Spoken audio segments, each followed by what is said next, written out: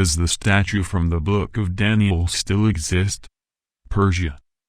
The statue contained in the Book of Daniel defines countries that would exist.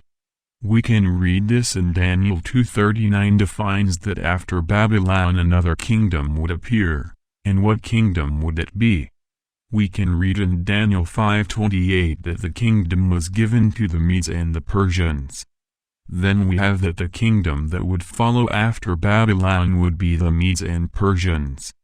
But we can still read in Daniel 2:35 that when the stone falls, it will destroy the statue and there will be no traces left. That way there could be no traces of the kingdom of Persia. But was that a fact? A brief reconstruction of the biblical texts and we could create the different kingdoms before the destruction of the statue so that there are no more traces of it. Here we can see a representation of the time of King Cyrus the Persian, and their representations with wings, due to the culture in relation to winged entities.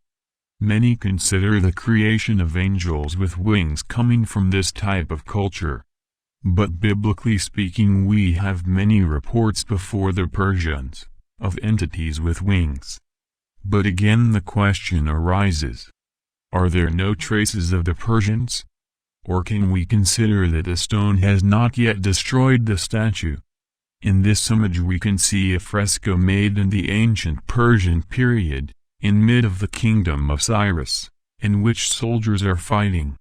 See the importance that the Persians attached to the bow and arrow as a symbol of war material. And so we can observe the foundation of the Persian war system. And so again we have the question, are there no traces of Persian culture? We cannot therefore conclude that the stone has not yet destroyed the statue. In this image we can see the Medes and Persian soldiers. At the top of the fresco, we see the divine concepts of the Medes and Persians alliance.